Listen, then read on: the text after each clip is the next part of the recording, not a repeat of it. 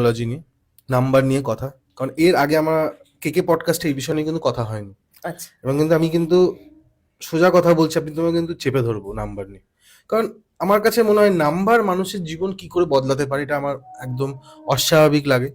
কিন্তু তাও আমি দেখেছি অমিতাভ বচ্চন, শাহরুখ খান, শাহরুখ খান। তারপর রোহিত শর্মা কিছুদিন আগে একটা বাইক, সরি, চার চাকা একটা দিল যেটাতে 264 লেখা আছে, যেটা আমাদের ইডেন গার্ডেনেই তিনি এই এসেছে। ডাবল সেঞ্চুরি মেরেছিলেন। এবং এই নাম্বারগুলো কিভাবে মানুষের লাইফ চেঞ্জ করে, যদি ছোট করে একটু রাখো প্রথমে। তো পৃথিবীতে একটা মানুষের নাম বলো যার জন্মের সাথে নাম্বার নেই। মানে হচ্ছে, ধরো পৃথিবীতে একটা মানুষের নাম বলো যার ডেট অফ বার্থ নেই, তার ডেটটা কি? ডেটটা এটা তো একটা নাম্বার। হবেই। তো যে মানুষের নামটা মানে জন্মটা শুরুই হচ্ছে নাম্বার দিয়ে, তার হুম। জন্ম, ইভেন ডাক্তাররা টাইমটাও বলে, টাইমটা কি, সেটাও আরেকটা নাম্বার। তো জন্মটাও নাম্বার, টাইমটাও নাম্বার, মানে ডেটটাও নাম্বার, টাইমটাও নাম্বার। টাইম মানে সমস্ত কিছুই নাম্বারের সাথে যুক্ত। এবারে বলি, সব থেকে বেশি লোকের কাছে যেটা কনফিউজিং ম্যাটার নিউমারোলজি নিয়ে, প্রচুর লোককে এই কথাটা বলতে শুনি যে আমরা যখনই নিউমারোলজিতে নাম নিয়ে কথা বলি, লোকে তাদের নামের মধ্যে কতগুলো অ্যালফাবেট আছে তারা সেটাকে মনে করে নিউমারোলজির নাম্বার। কিন্তু নিউমারোলজির নাম্বার সেটা নয়। তোমরা প্রত্যেকে যারা পডকাস্টটা আপনারা দেখছেন, বা তোমরা নিজেরা আমার এই পডকাস্টটা হয়ে গেলে বা হওয়ার মাঝখানে শালডিয়ান নিউমারোলজি চার্টটা খুলবে, CHALDEAN, শালডিয়ান নিউমারোলজি চার্ট। এই চার্টে দেখবে A1, B2, C3, এরম ভাবে 1 থেকে 8 অব্দি একটা চার্ট আছে। আবার এ এর নিচে দেখবে I, J, এরম পরপর আসবে। যেমন ধরো 3-এর নিচে দেখবে CGLS, এরম কিছু। এই যে প্রত্যেকটা অ্যালফাবেট পিছু একটা করে নাম্বার আছে, হুম। সেরম ভাবেই তাহলে প্রত্যেকের নামের সাথে এই নামটাকে এই যে অ্যালফাবেট অনুযায়ী টোটাল করতে হয়। মানে ধরো কারোর নাম রাজ, আর হচ্ছে 2, এ হচ্ছে 1, জে হচ্ছে 1, তাহলে রাজের টোটাল হচ্ছে 4। রাজ মানে কিন্তু 3টে ওয়ার্ড, মানে 3টে অ্যালফাবেট নয়। নিউমারোলজিতে ওটা 3 নয়, ওটা 4। বুঝতে ওকে, পারছি? হ্যাঁ, এরকম দেব, ব্যাপারটা। এরকম ব্যাপার। তাহলে তোমার কাছে কি মনে হয় যে সবার নামই ভালো, খারাপ নাম কারোর হয় না? ম্যাক্সিমাম লোকের নামই খারাপ। কি করে? ওই যে নামটাকে, এই যে ধরো আমাদের প্রত্যেকের জন্মের সাথে। তুমি কিন্তু এখানে দুটো জিনিস ক্ল্যাশ করছো। হ্যাঁ, আমি কেন বলছি তোমাকে, তুমি যখন তুমি বলছো তুমি তোমার প্রফেশন হিসাবে, হুম, কিন্তু কিছু কিছু মানুষ নিজের বাড়ির যে পণ্ডিত আছেন হুম, তাদেরকে জন্ম ছক দেখে এই নামটা কেমন রাইট, দিতে পারি রাইট, সেই হিসাবে সে নামটা দেয়। একদম। তো তাহলে কে ঠিক কে ভুল আমাকে এটাও কিন্তু বলতে হবে তোমাকে। হ্যাঁ, একদম বলবো, হ্যাঁ। একদম বলবো। প্রথমত, পণ্ডিতকে দেখিয়ে যারা নাম নেন, হুম। তারা 90% ক্ষেত্রে পুরনো বৈদিক নিয়মে নাম নেন, যেখানে শুধু সব থেকে বেশি ফোকাস করা হয় নামের স্টার্টিং অ্যালফাবেটটা কি হবে, সেটা বাংলা হোক, হিন্দি হোক, ইংরাজি হোক। আর আমরা যেভাবে নামের মানে জিনিসটাকে ডিজাইন করি, সেটাতে শুরুটা ঠিক হতে হবে, পুরো মাঝখানটা ঠিক হতে হবে, নামের সাউন্ড ভাইব্রেশনটা ঠিক হতে হবে। 3টে জিনিস মিলিয়ে নামটা ভালো হতে হবে। সব থেকে ইম্পর্টেন্ট জিনিস বলি, যদি দেখবে আমি অন ক্যামেরা বলছি, আমি জানি আমি কমেন্টে এটার রিপ্লাই পাবোই পাবো।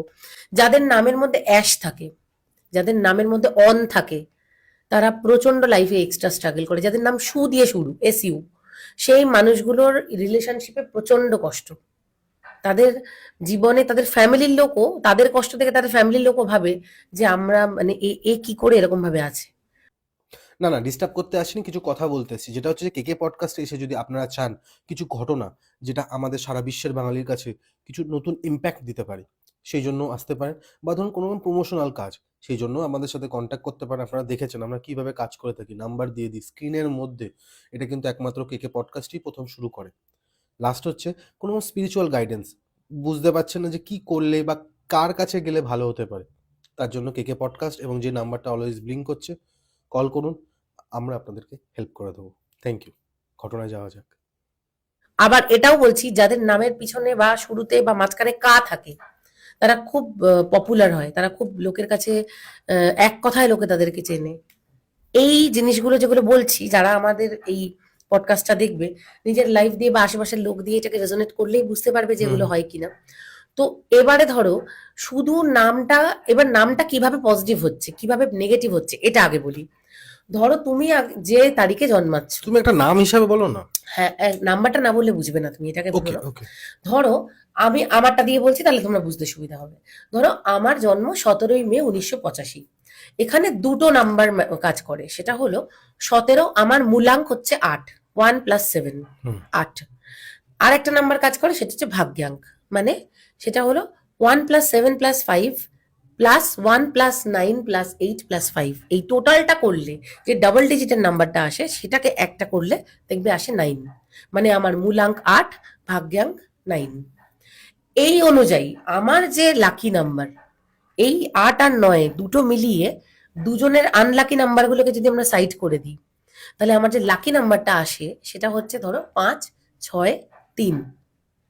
6টা পার্সিয়াল, 5 আর 3টা একদমই। তো আমার নামের মধ্যে যদি আমার নামের টোটালটা যদি 3 হয়, বা আমার নামের টোটালটা যদি 5 হয়, বা আমার নামের টোটালটা যদি 6 হয়, আমি যে এফেক্টটা পাবো, আমার আনলাকি নাম্বার হচ্ছে 1, 2, 4, 8। আমার নামের টোটাল যদি 1, 2, 4, 8 এর মধ্যে আসে, তাহলে আমি যেই টোটালটা আসবে সেই অনুযায়ী খারাপ নম্বর, খারাপ রেজাল্ট পাবো। যেটা আমি জন্ম থেকে, আমি যতদিন না নিজের নাম কারেকশন করেছি ততদিন পেয়ে এসেছি। সেটা তো আমি প্রথম দিন থেকে জানতাম না, আমার বাবা মাও জানতো না, ইভেন আমি যে কথা বলছি খুব কম লোকই এখন এই ব্যাপারটা নিয়ে জানে। কিন্তু লক্ষ্য করবে বলিউডের ম্যাক্সিমাম সেলিব্রিটির নাম চেঞ্জ। অনেকে শুধু নামের বানান চেঞ্জ করে, অনেকে পুরো নামটাই চেঞ্জ করে ফেলে। পুরো নামের বানান কারা, পুরো শুধু নামের বানান কারা চেঞ্জ করেছে, রিসেন্ট ধুরন্ধরে দেখবে অক্ষয় খান্নার নামের বানানটা ই আছে, অক্ষয় ওয়াই এর পরে ই আছে, যেটা এতদিন ছিল না। পুরোনো মুভিগুলো দেখবে, রাজকুমার রাও দুটো এম, ঋত্বিক রোশন প্রথমে এইচ, আগে ছিল না। ফার্স্ট সিনেমাতে ওর নামের বানান দেখবে আর ছিল। তো মানে এটা হচ্ছে, কাহনা পেয়ারে, হ্যাঁ এগুলো লক্ষ্য করো। না কাহনা পেয়ারে না, আমি কাহনা পেয়ারে আমি যখন দেখেছি কাহনা পেয়ারের নামটাও নিউমারোলজিক্যালি সেট এইচ করা। দিয়েছিল। তার আগে তাহলে কোনো ছোটখাটো জায়গার যে ক্লিপস গুলো আরতি, সেখানে আরতি ছিল। কাহনা পেয়ারের নামটাও তাই। কাহনা এই পেয়ারের নাম, কাহনা পেয়ারের যে নামটা হয়েছে, মানে হ্যাঁ বইটা হচ্ছে অনেক বছর আগে, যখন আমি হ্যাঁ, আমি নিজে ছোট। কাহনা পেয়ারের বানানটা দেখো। তো তাহলে দিদি তুমি বলছো এই নিউমোলজিটা এতদিন পর মানুষের সামনে কেন এলো? তখন কারণ তখন যতদিন না আমরা এক্সপোজারটা, মানে সারা ভারতবর্ষের এক্সপোজারটা যতদিন না পেয়েছি, হুম ধরো আজকে হোয়াটসঅ্যাপ, ফেসবুক, ইউটিউব, সোশ্যাল মিডিয়ার এক্সপোজারটা আসার পরে হুম আমরা হিন্দি ভাষী লোকেদের বিভিন্ন ইন্টারভিউ দেখা দেখা শুরু করেছি, যেটা আমরা আগে করতাম না। আগে আমাদের মাধ্যমটা কি ছিল? শুধু টিভি। টিভি। এগুলো তো গুপ্ত, মানে এই যে এই হ্যাঁ বিজ্ঞানগুলো তো গুপ্ত বিজ্ঞান। তো লোকে চাইতো যত বেশি করে এটাকে মানে লুকিয়ে রাখা যাবে, তত এটার মার্কেট ভ্যালু বাড়বে। যেমন ধরো আজকে অক্ষয় খান্না যে পয়সা খরচা করে এই নামটাকে বদলেছেন, আমি যে পয়সাটা নিয়ে নামটা বদলাই, দুটো তো এক নয়। কারণ উনি যাকে দিয়ে বদলেছেন, উনি তো এটাকে নিশ্চয়ই অনেক বড় নিউমারোলজিস্টকে দিয়ে বদলিয়েছেন। আমার কাছে এলেও আমি একই জিনিস বদলাতাম, হয়তো ওই রকম চার্জ করতে পারতাম না। এইটাই তো পার্থক্য। আদারওয়াইজ যত লোক জানতো না, মানে সেই জানার এক্সপোজারটা তো বেড়েইছে সোশ্যাল মিডিয়া আসার ফলে। হুম সোশ্যাল মিডিয়া আসার আগে তো আমরা এরকম অনেক কিছুই জানতাম না। হুম। ভেবে দেখো, এই অ্যাস্ট্রোলজি, নিউমারোলজি, তন্ত্র, এই সবকিছু নিয়ে লাস্ট 5-6 বছর ধরে যত কথা হয়, তার আফটার আগে করোনা কিন্তু তখন হতো থেকে না। শুরু হয়েছে। তখন হতো না, তখন আমরা পেপারেই শুধু দেখতাম লোকেদের অ্যাড, বিজ্ঞাপন দিতে। হ্যাঁ, অথবা টিভিতে তো কোনো অ্যাড আমরা কখনো দেখিনি। হুম। তো এক্সপোজারটা কিছু পাবে কিছু কি করে? চুনিন্দার কিছু কিছু টিভি চ্যানেল ছিল যেখানে নন দেখানো হতো। বেঙ্গলি মানুষেরা এটাকে বেশি ফলো করতো। তোমরা লক্ষ্য করবে কোনো গুজরাটি, মারওয়াড়ি, মারাঠি, পাঞ্জাবি ফ্যামিলিতে কেউ ওরকম র্যান্ডাম বাড়িতে কারোর নাম দিয়ে দেয় না। সবাই একটা প্রসেসে নাম দেয়। তার মানে কি সেখানে কোনো মানুষের প্রবলেম নেই? আছে। কিন্তু কেন তাহলে নামটা এরকম ভাবে দেওয়া হচ্ছে কেন? নাম যদি কারোর ভালো হয়, ভালো ভালো ভাইব্রেশন, ভালো নাম্বার, ভালো কম্পাউন্ড, সবকটা মিলিয়ে যদি একটা লোকের পজিটিভ নাম তৈরি হয়, হুম। তাহলে যদি তার লাইফের 10টা প্রবলেম থাকার কথা ছিল, নাম ভালো হলে সেটা অন্তত 3 থেকে 4টে প্রবলেম কমে যেতে বাধ্য। সেটা ছোট থেকেই কমে যাবে।